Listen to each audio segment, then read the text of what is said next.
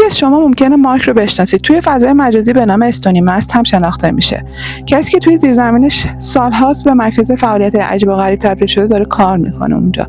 با گذشت زمان چندین تصویر از سایه‌ها ضبط کرده و به اشتراک گذاشته. حالا توی این ویدیو قراره چند تا از ویدیوهایی که توی زیرزمینش گرفته به صورت پخش زنده و یه سری موجودات ثبت شده رو با هم دیگه بریم نگاه کنیم. بچه اینجا نگاه کنین، 2 تا سایه شبیه دست روی دیواره که داره کشیده میشه عقب.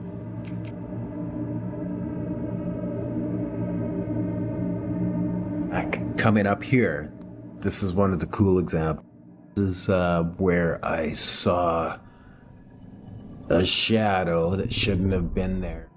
But this was lightened up by Jilly McFreeze Kelly, and she did a good job, because if you look to the door at the right, you see that little, there is an anomaly. This one is subtle, but it's there nonetheless. You know. Okay, this one was really freaky because I was messing around with frequency, whether it be EMF or pulsing light frequency, audio frequency, and by flashing lights, somebody, I don't remember who it is, please forgive me, but they sent that in. That, whatever you want to call it, wasn't behind me in any of the other clips. But I mean, the footage is up there to where you can go and lighten it up yourself, whatever it is. And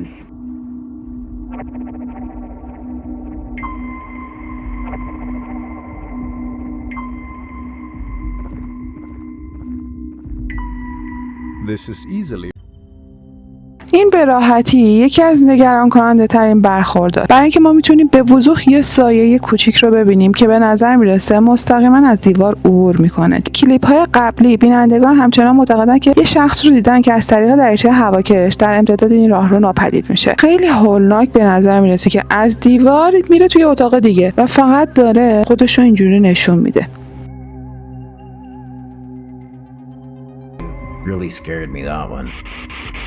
Now this one makes me cry. Thanks again, Kelly, for this one.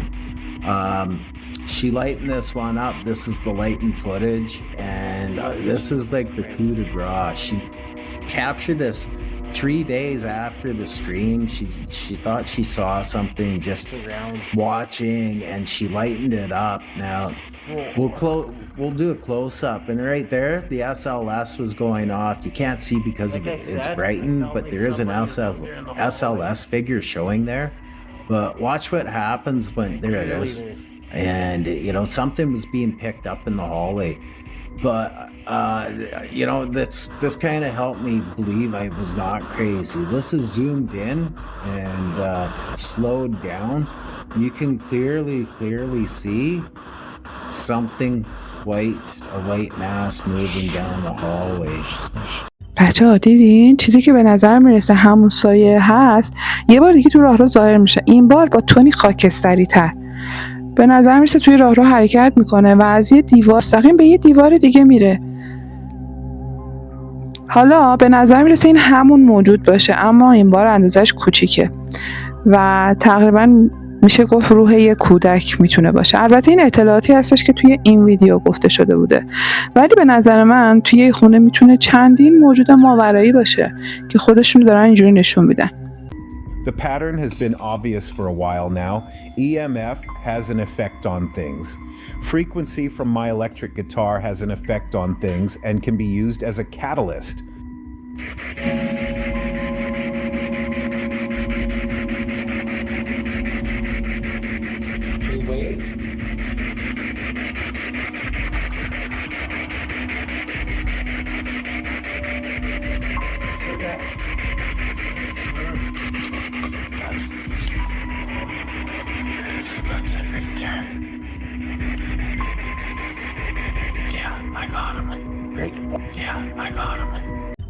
به نظر شما این همون روح کودک هستش که دوباره اومده خودشو نشون بده و این بار چسبیده به سقف؟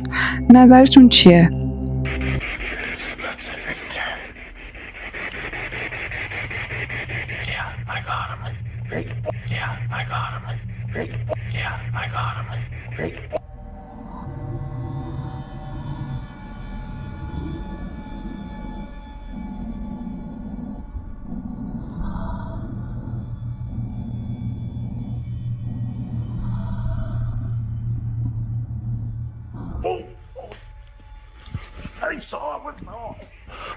The haunting appears to still be ongoing, and I am به نظر میرسه این تسخیر شدگی هنوز ادامه داره و مطمئنم که اون هنوز به تحقیقاتش ادامه میده مثل همیشه. هر وقت که ویدیوی جدیدی بذاره حتما براتون توی کانال میذارم. توسط یک نگهبان امنیتی به اشتراک گذاشته شده و حدوداً ساعت 2:15 بامداد بوده. این نگهبان در حال گشتنی بوده که از اپراتورها تماس میگیرن و میگن که یکی داره دور کارخونه پرسه میزنه. بیرون از تاسیسات اونها کاملا مشخصه که داره چه اتفاقی میفته. بریم ببینید.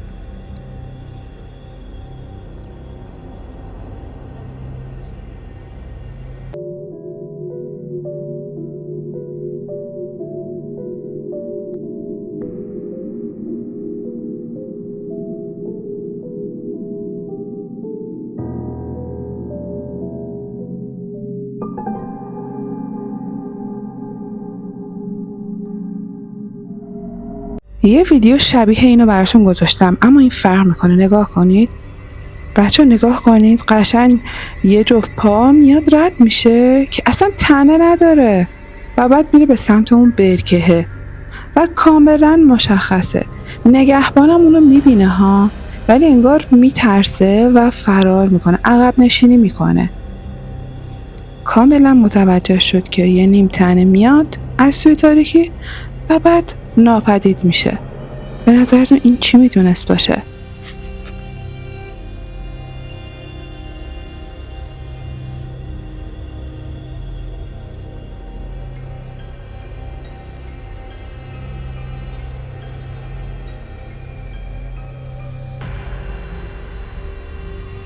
یه مردی به نام ایون تصمیم میگیره چیزی که خانواده همسایش مدتی ضبط کرده بودن به اشتراک بذاره. همسایه ایون درباره حضور موجودات عجیب در آپارتمانش صحبت میکرد، اما وقتی سعی کرد به اطرافیانش بگه، اطرافیانش اونو جدی نگرفتن تا زمانی که همسر ایون با خواهرزاده همسایه آشنا میشه و اون تصمیم میگیره فیلم درون امنیتی رو به اون نشون بده و وقتی که این فیلم ضبط شده رو میبینه واقعا متوجه میشه که همسایه‌اش درست میگفته، یه چیزی توی خونه‌شون هست.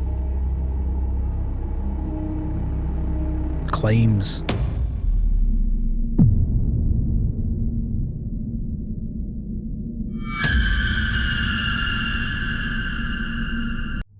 در فیلم ضبط شده چیزی در آپارتمان حرکت میکنه و شبیه یه شکل کامل نیست، بلکه شبیه یه چیز شفافه که توی اتاق شناوره و بعد محو میشه. همسایه ایون اصرار داره که یه چیزی اینجا اشتباهه. همه اون رو به عنوان یه فرد پارانوید میشناختن و فکر می‌کردن این خیال پردازی میکنه، اما ایون معتقده که فیلم بالاخره ممکنه مدرکی باشه از این که اون داره واقعیت رو میگه.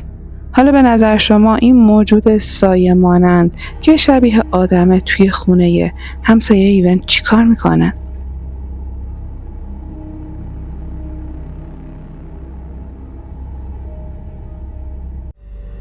ریک اورتیز یک موتور سوار نقاب داره که اهل مکزیکه و معمولا از سفرهای انفرادی خودش میاد فیلم تهیه میکنه و اونو توی کانالش مستند میکنه. ویدیوهای اون معمولا شامل مناظر دیدنی از میون رشته کوههای دور افتاده و بزرگراه‌های متروکه و طبیعت بکره. اما در 20 فوریه 2026 ریک یه صحنه‌ای رو ثبت میکنه که هوادارش رو تا مغز و استخون بهت زده میکنه. اون هنگام فیلم برداری از دامنه تپه متروکه و دوردست متوجه یه شکل عجیبی بین صخره‌ها میشه.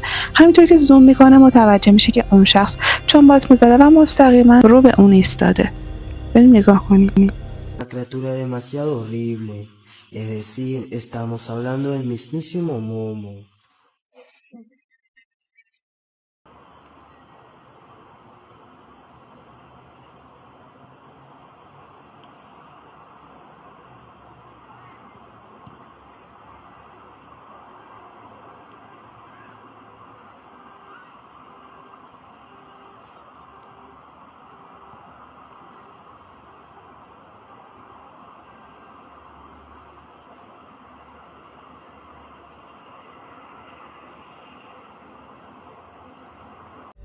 روی شیب این دامنه موجود رنگ پریده و وهم آور با یک سری صاف و بزرگ و بدنی لاغر و تیره نشسته.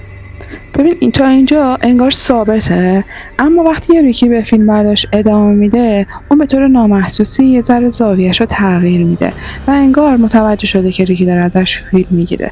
فاصلش خیلی زیاده و اندازه‌گیری ابعاد واقعی اون خیلی دشواره. افرادی که بدبینن میگن یه کوهنورده یا یک حیوان وحشیه، اما ما میدونیم که این یک موجود ماوراییه. استن یه کانال یوتیوب داره که معمولاً پهپادش رو میفرسته به مکانهای دور افتاده و از اونجا فیلم برداری میکنه و میاد از همون فیلم‌ها تولید محتوا میکنه توی کانالش میذاره. اون در طول سالها چیزهای غیر معمولی رو با دوربینش ثبت کرده، اما توی یک پخش زنده اون پهپاد خودش رو به سمت یک معدن متروکه قدیمی پرواز میده. این معدن در اعماق دره شیبدار هستش و تقریباً پای کوه و کیلومترها دورتر از نزدیکترین شهره. طبق افسانه‌های محلی، معدنچیایی که سالها پیش در اونجا کار میکردن گذاشتن که یه زنی با لباس سفید دیدن که توی اون منطقه پرسه میزنه. مردم میگن روح اون معدن رو تسخیر کرد و بدون هیچ ردی ظاهر و ناپدید میشه. استن داستانا رو میدونه، اما اون عمدن به گرفتن تصاویر هوایی از مکانهای دور افتاده علاقه‌منده. برای همین پهپاد خودش رو بر فراز معدن به پرواز در میاره و اونچه که ثبت میکنه اونو از کلمات باز میداره. بریم ببینیم. Ojalá que señal no se va.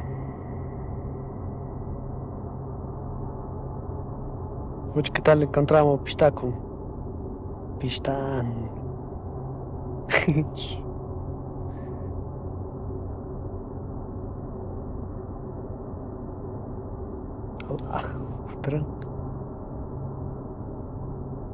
Avanzamos ahí.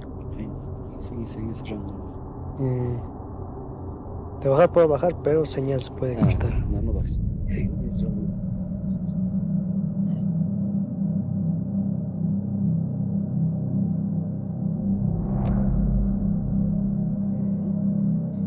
همونطور که پهپاد بالای دره معلق میمونه، یه چیز سفید توی پایین ظاهر میشه. پیکرزنی با لباس سفید و بلند خودش رو نمایان میکنه و برای 1 ثانیه قابل مشاهده هستش. سپس توی هوا انگار ناپدید میشه. استن توی اون زمان متوجه چیزی نمیشه، اما بینندگان تیزبینش این بخش زنده رو تماشا میکنن و فوراً اونو میبینن. خیلی فکر میکنن که این پیکر روح زن سفید پوشه که گفته میشه توی معدن قدیمی پرسه میزنه. خیلی از بینندگانش میگن چون این یک ویدیو یه بخش زنده هستش، پس واقعاً ویدیو واقعیه. حالا به نظر شما آیا این همون زن سفید پوشی هستش که معدنچی‌ها سال‌ها پیش در مورد صحبت میکردن یا نه؟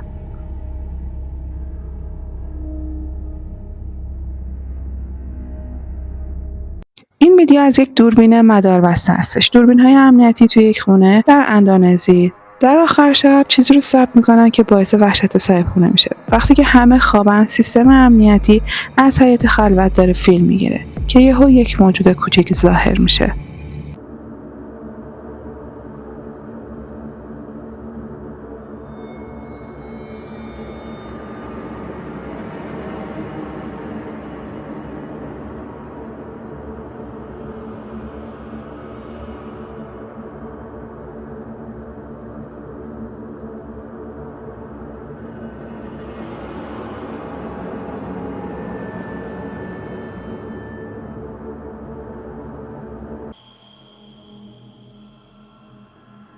یک دفعه یه شکل سفید کوچیک ظاهر میشه و حرکت میکنه و میره. اگر با دقت نگاه کنید توی اندونزی از این موجودات زیاده. حالا به نظر شما این یه ویدیوی ساختگیه؟ بچه اگر این از همون موجوداتی باشه که کفن پوش هستن، خیلی سرعت زیاده. توی کفن چجوری آدم میتونه انقدر قشنگ بدوه بره؟ به نظر من اینجا یه چیزی غیرعادیه که با عقل جور در نمیاد.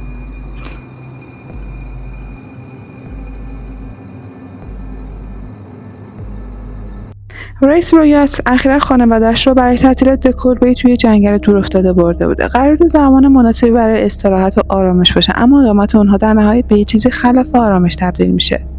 یه شب چند تا فرزند ریس در آشپزخونه جمع شده که یکی از اونها متوجه میشه یه دونه از اون کشوها داره باز میشه. اونا فرض میکنن که شاید یکی از خواهر برادرشون داره باشون شوخی میکنه، اما بعد از که کشو باز و بسته میشه انگار یه چیز نامرئی اون رو کنترل میکرده و این بچه‌ها وحشت میکنن و میفهمن که هیچ شوخی نیست. به سمت ریس میرن و بقیه خانواده از طبقه بالا میان پایین. وقتی ریس میپرسه که چه اتفاقی افتاده، بچه به اون میگه که یه روح توی آشپزخونه هستش.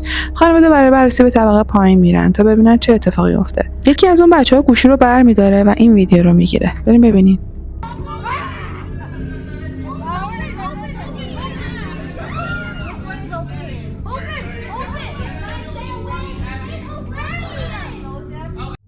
ری با تردید به جلو قدم برمی‌داره که آیا واقعا اتفاق عجیبی در حال رخ دادن هستش یا نه، و بعد این اتفاق میفته.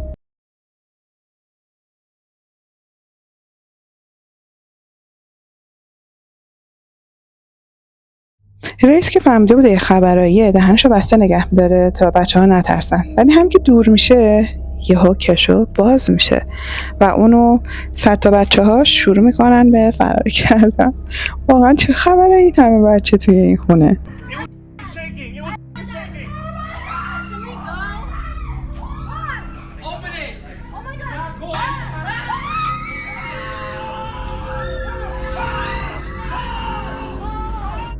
همینطور که رای دستش رو از کشو بیرون میکشه ادعا میکنه که احساس میکنه زیر دستش داره میلرزه و بعد دوباره کشو باز میشه. ریس و خانواده پر جمعیتش فوراً به طبقه بالا میرن و تا صبح روز بعد به آشپزخونه بر نمیگردن تا اینکه اواخر همون روز برمیگردن به خونه.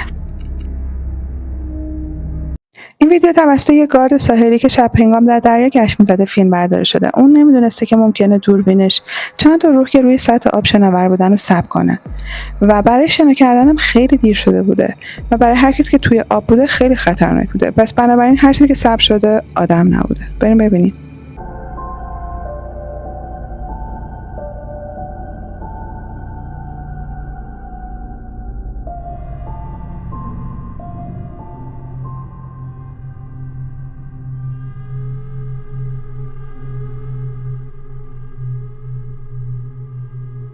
گذشته از این موجوداتی که دیده میشن خیلی دورتر از منطقه امنی که کسی بخواد شنا کنه بودن.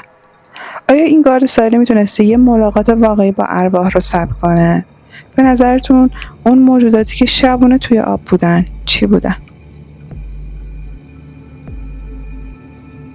مردی که روی صفحه میبینید یک اینفلوئنسر معروفه که در حال پخش زنده داشته قوانین پوکر رو توضیح میداده. حالا یه نفر از اونا شروع میکنه به فیلم برداری. شاید به خاطری که قوانین رو یادش میرفته داشته فیلم میگرفته، شاید هم به خاطر که این یه آدم معروفیه داره فیلم میگیره. حالا نگاه کنید.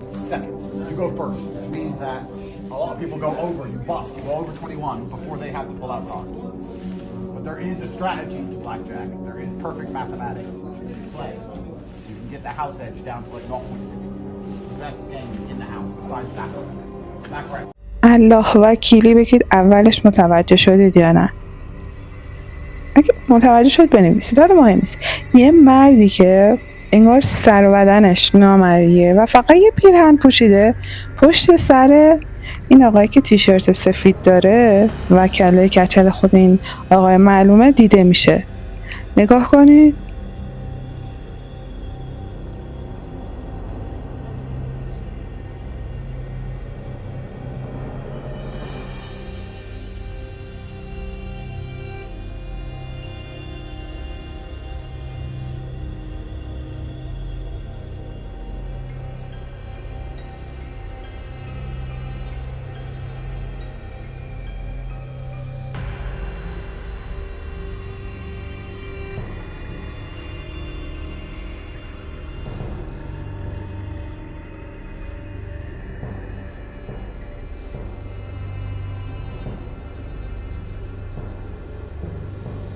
حتی روی فیلتر هم که انداختن دیدن واقعا اون شخصی که اون ته هستش انگار سر نداره یا انگار یک موجود خاصه که سرش اینجوری داره دیده میشه. هر چیزی انسان نیست. و چیزی که مهمه این که یه پخش زنده بوده که توی رسانه ها داشته پخش میشده. چیزی هم که عجیبه انگار کسی متوجه نمیشه که اصلا همچین فردی هست. کسی اصلا بر نمیگرده که ببینه. ولی به هر حال انگار اگرم اونجا هستش انگار واقعا سر و دست داره، غیر عادی نیست برای مردم. اینجوری داره دیده میشه. نظر شما چیه؟ این چیه؟ بچه‌ها این ویدیو خیلی قشنگ و ترسناکه. این ویدیو در اوکراین گرفته شده در سال 2016. کسی که این ویدیو رو آپلود کرده هنگام عبور از یک جنگل انبوه به طور اتفاقی با یک سازه چوبی برخورد میکنه و هم که به خرابه نزدیک میشه یه شکافی کاملا سیاه زیر تخته خرد شده کف میبینه و متوجه میشه انگار یه چیزی درونش پنهان شده. ببینی в жуткое место. Такие руины. И вот, ну, неспокойно, как бы вот еще солнце не зашло, а как-то мрачно, очень мрачно. Еще и в колодце что-то шипит. Может, ужик.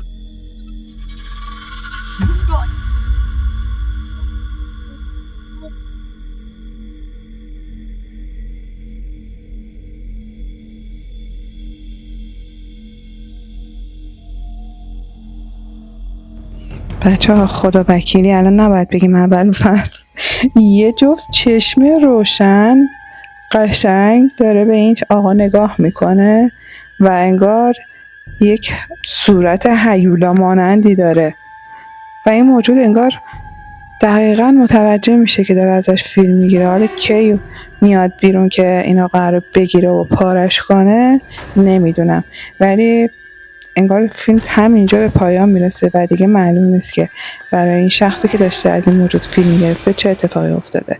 بعضی میگن یه حیوان وحشیه، اما اصلا چه حیوانی این شکلیه؟ صورتش تخته.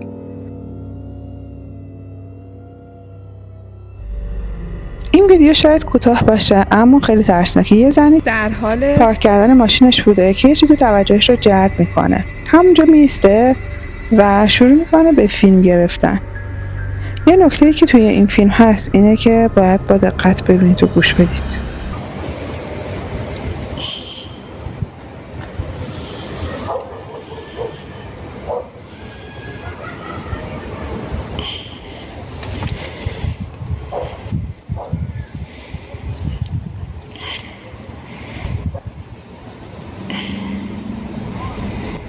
بچه ها میبینید یه هیبت خیلی بزرگ که روی سر شاخ داره و اگر با دقت گوش بدید انگار داره میخنده.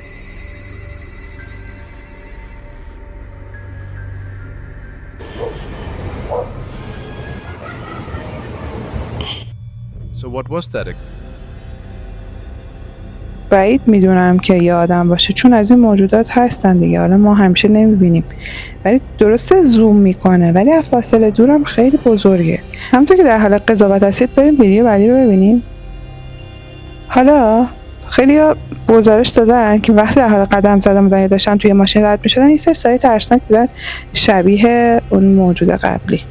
یه مرد جوون این فیلم رو در حالی که در جاده قدم میزده میگیره. نگاه کنید.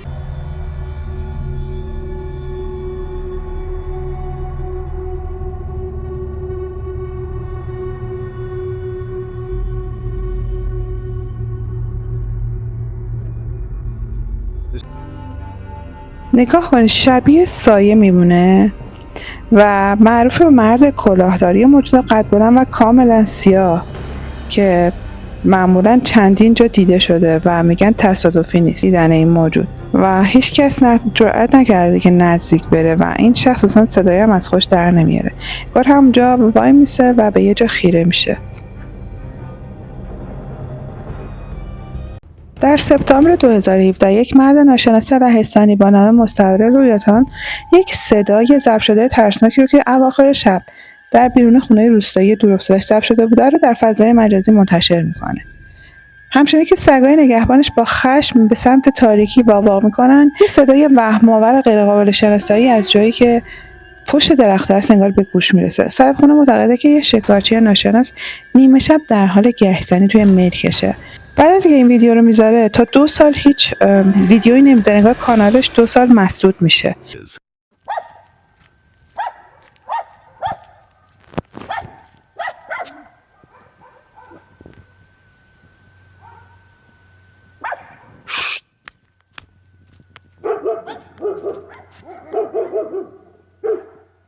و بعد از 2 سال دوباره برمیگرده و یه ویدیوی دیگه میذاره. بچه این ویدیو رو قبلا براتون گذاشتم، الان یه ویدیوی آپدیت داده و برای اینکه قبلی ها رو بدونیم چی بوده مجبورم بذارم. بریم ببینیم.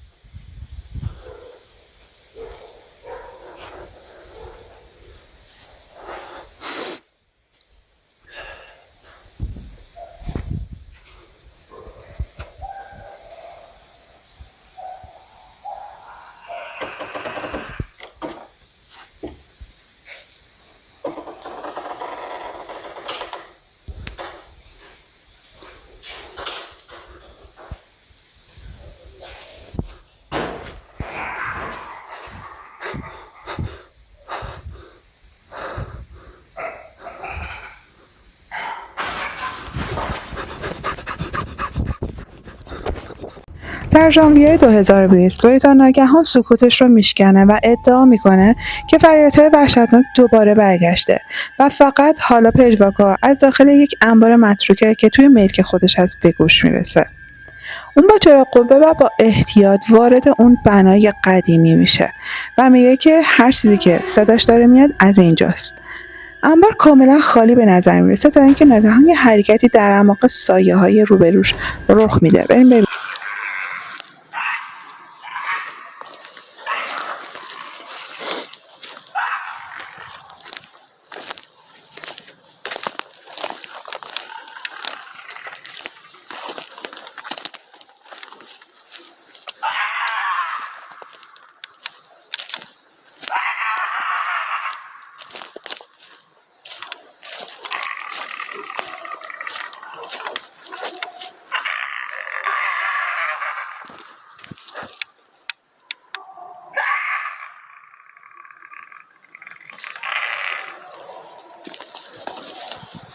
از پشت یه درخت یه شبح انسان نمای رنگبردار لاغر به بیرون خم میشه. اون موجود قبل از اینکه یه جیغ گوش خراش بکشه مستقیما به لویتان خیره میشه و اون برای نجات جونش فرار میکنه. در توضیحات ویدیو لویتان این موجود رو به عنوان یه خزن معرفی میکنه و شایع شده که در روستای اروپای شرقی موجود معمولا توی غارا پرسه میزنه. خیلی میگن که از سال 2017 تا 2020 این شخص داشته صحنه سازی میکرده، اونم با 2-3 تا ویدیو. حالا انگیزش اگه واقعی باشه انگیزش چی بوده نمیدونم، چون اگه قرار بود صحنه سازی کنه بعد دائما از این ویدیوها درست میکرده دیگه. این کلا 2-3 تا ویدیو گذاشته، پس نمیتونه انگیزه خاصی داشته باشه از این ویدیوها اگه مثلا خودش درست کرده باشه. حالا چیزی که مهمه اینه که لویتان برای همیشه از اینترنت ناپدید میشه بعد از آخرین ویدیویی که میذاره. حالا به نظر شما این مرد یه مدرک معتبری از یک خزنده رنگ پریده که در طبیعت لهستان پرسه میزنه به دست آورده، یا یک شاهکاریه که خودش درست کرده؟ نظرتون رو بنویسید. این فیلم در طول گشت شبانه توسط افسران پلیس در آمریکای جنوبی ضبط شده. اونا در حال پاسخگویی به تماس کسی بودن که فکر می‌کرده سرقتی در مغازه‌ای در همون نزدیکی در حال انجامه. اما اونچه که دوربینش رو ثبت می‌کنه اونا رو شگفت زده می‌کنه.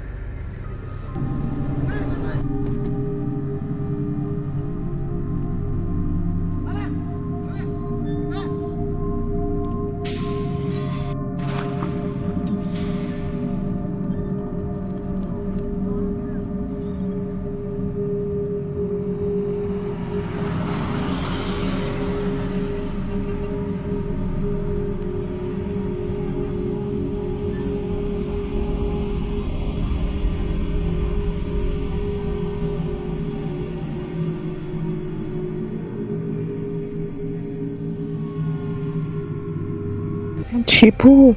انگار یه هیکل سیاه پشت در ورودی ظاهر میشه. پلیس اینو به عنوان یک موجود ناشناخته توصیف میکنه که میتونه از دیوارهای صاف بالا بره و یه چیزی کاملا خارج از تجربه اون بوده. از نظرمون شکی نیست که اونا اون شب با یه چیز ماورایی روبرو بودن. حالا این پلیس نمیدونسته که این یه جنه، واقعا جنه دیگه، نمیشه اسم دیگه ای روش گذاشت.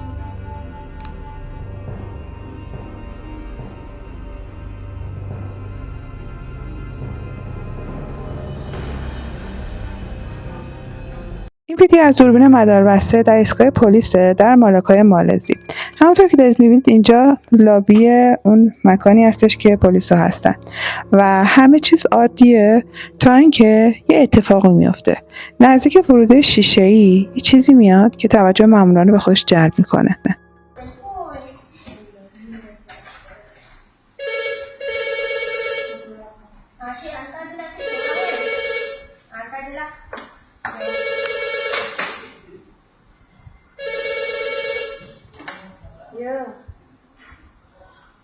Cik Ali. Cik dengan apa, Cik? Cik dengan siapa? Cik Rahmat.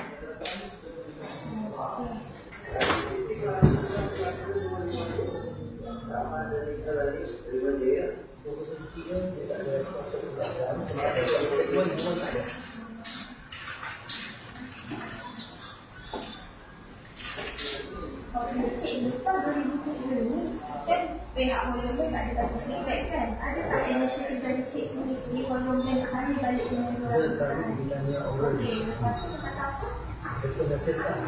Masih lagi dalam kesakan?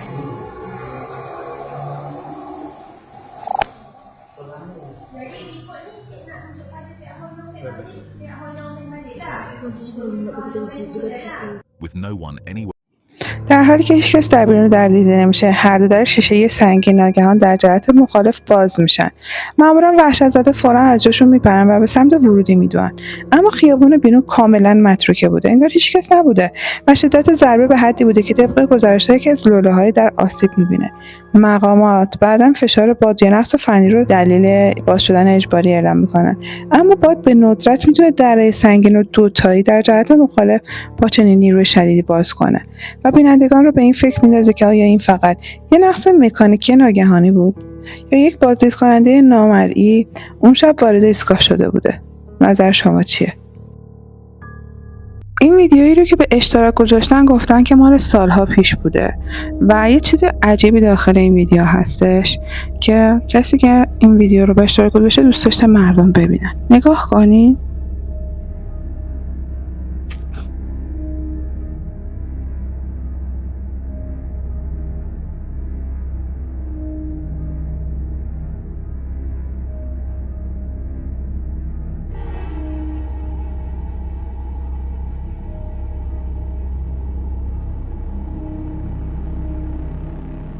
بچه همینطور که دارید نگاه میکنید دقیقا داره روی دو پاش میدوه مثل انسان، اما اگر دقت کنید شبیه اسب، انگار یه نیمتنه اسبه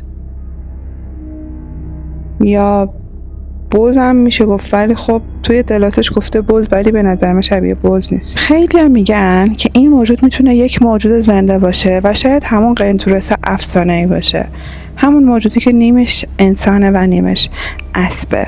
حالا به نظر شما این چه موجودی میتونه باشه؟ نظرتون رو کامنت کنید، میخونم. مرسی.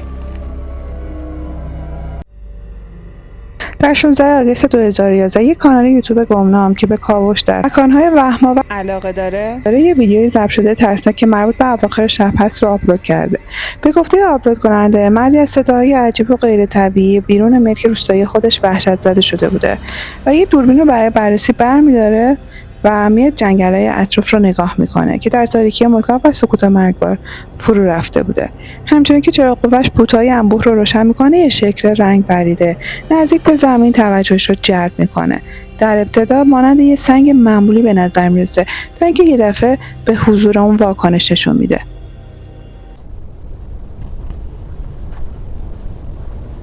I'm recording with night vision right now. I've been hearing the sounds in the back of my woods quite a bit.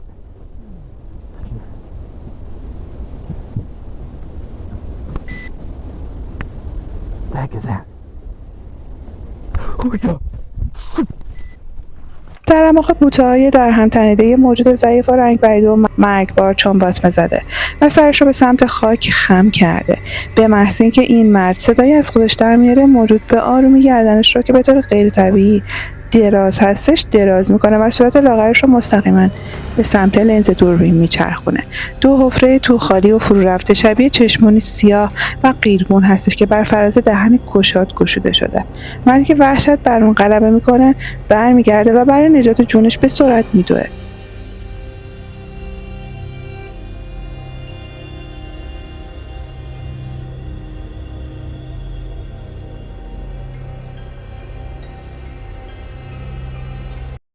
در 24 ژوئن 2023 محققان ماورایی بریتانیایی به نام لینسی و لیستیر تحقیقات خودش رو در هاسکرپید در یورکشایر جنوبی به صورت زنده پخش میکنن. دقیقاً بچه‌ها نمیدونم کجاست. یه معدن زغال سنگ تاریخی هستش که زمانی یه سیل ناگهانی میاد و 26 کودک کارگر رو به دام میندازه. لینسی و لی معتقدن که تحقیقاتشون که اونجا انجام دادن هیچ مدرکی به دست نیاوردن تا اینکه وقتی که این ویدیو رو آپلود میکنن یه سری اسکرین شات های وحشتناکی براش میفرستن. Emotional and chilling live stream tonight. We embark on a paranormal investigation delving into the tragic history of a devastating disaster involving innocent children. Their hopes were shattered and their spirits was left restless.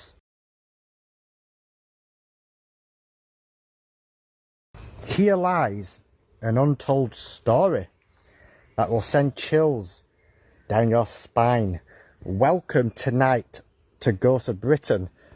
Step back in time with us as we journey into the heart-wrenching past of a haunting incident that forever changed the lives of countless innocent souls. درست پشت سر لی یه موجود رنگ پریده به اندازه یک کودک به نظر میرسه که به تنه درختی چسبیده. خیلی گزارش دادن که چهره کوچیک و رنگ پریده و پاهای برهنه و لباس سفید دیدن. حتی خیلی گفتن به نظر میرسه این پیکر کمی بالاتر از سطح زمین معلقه.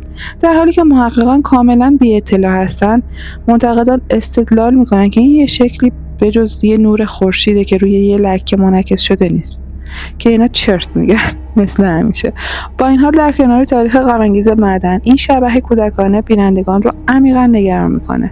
آیا پخش زنده اونا روح بیقرار کودکی که در فاجعه هاسکرپید گم شده بود رو به تصویر کشیده؟ یا صرفاً یک فریب نوری بوده؟ نظرتو بگو دوست من.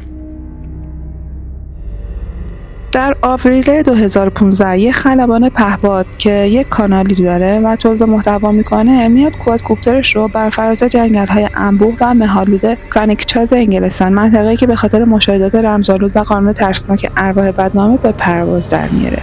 هنگام نظارت بر پخش‌زنده ویدیو یک شکل غیرمعمول توجه خلبان رو جلب میکنه. خلبان نمیدونسته چه منظره وحشتناکی زیر درخت‌ها در انتظارشه. بریم ببینیم.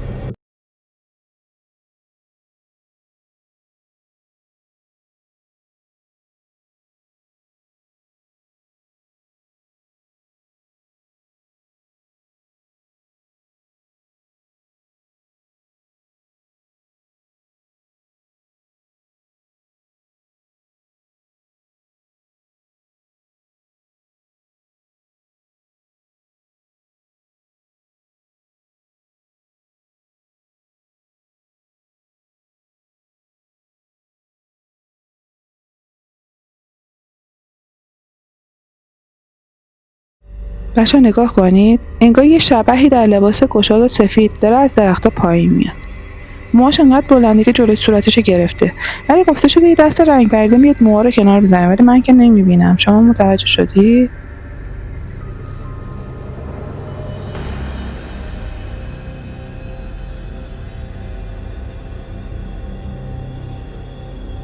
قبل از اینکه دوربین بتونه به اندازه کافی نزدیک بشه تا ما چشمشو ببینیم، پهپاد یه دفعه دور میشه.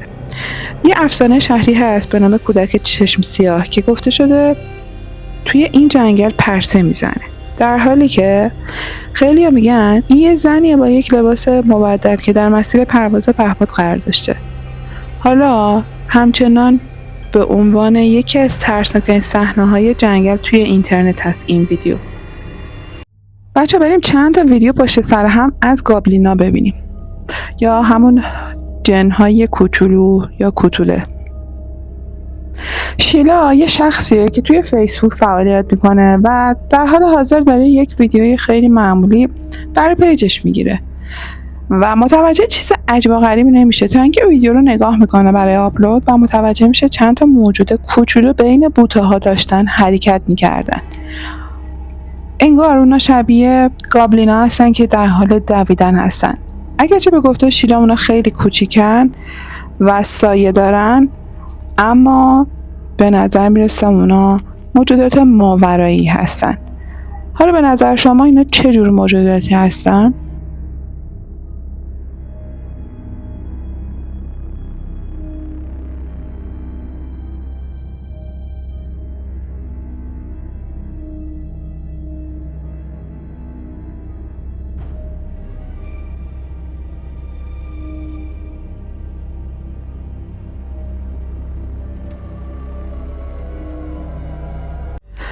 ناتیگالی یه شهریه تو پاکستان که به خاطر مسیراش مشهوره و اغلب اونجا آب و هواش حالت برفی داره و در فاصله بسیار دوری از شهر پاکستان قرار داره. ناتیگالی همچنین به خاطر اتفاقاتی که توی اونجا میفته خیلی مشهوره و موجودات خیلی عجیب و غریبی توی اونجا دیده شده. حالا یه موجود مرموز بسیار کوچیک میاد از وسط جاده عبور میکنه. شبه و شخصی که این ویدیو رو به اشتراک گذاشته نمیدونستی که توی اون تایم قراره چی ثبت دوربین دشگرم ماشینش بشه. بریم ببینیم.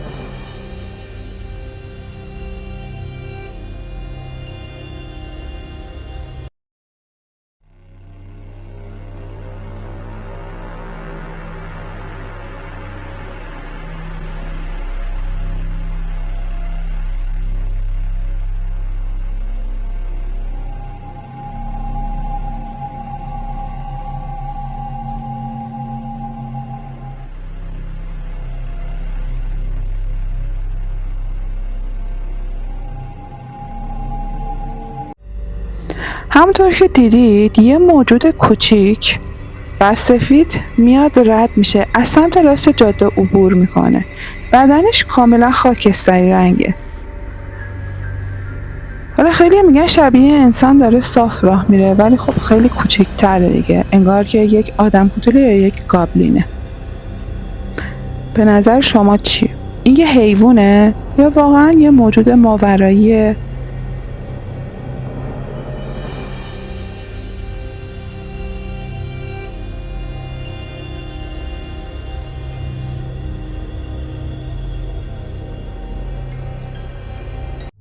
این ویدیو خیلی کوتاهه اما توسط دوربین امنیتی گرفته شده و شخصی به نام پتی آلگو، یه کاربر تیک تاکه که همین چند روز پیش این ویدیو رو به اشتراک گذاشته و این اتفاق در شهر مونتری رخ داده توی مکزیک، جایی که اون معتقده یه آدم کوتوله یا یک گابلین واقعی رو اسیر کرده. بریم ببینیم.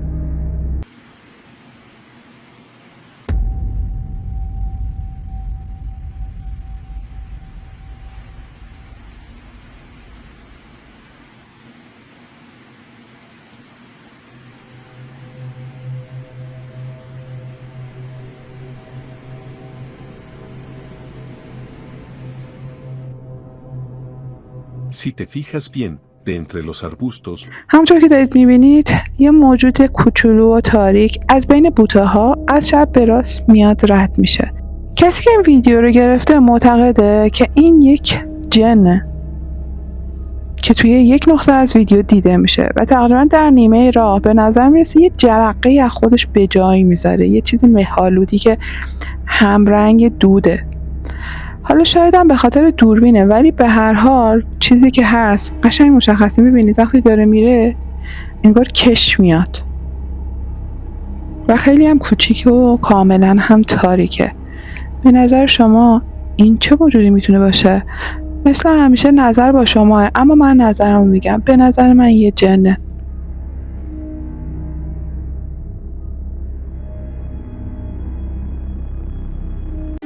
بچه ویدیو ها تموم شد. واقعا ممنون میشم که ویدیو رو لایک کنید، کامنت بذارید. سابسکرایب کردن و لایک کردن هیچ هزینه‌ای برای شما نداره ولی به من کمک میکنه. ممنون. دوستتون دارم. خدا نگهدار.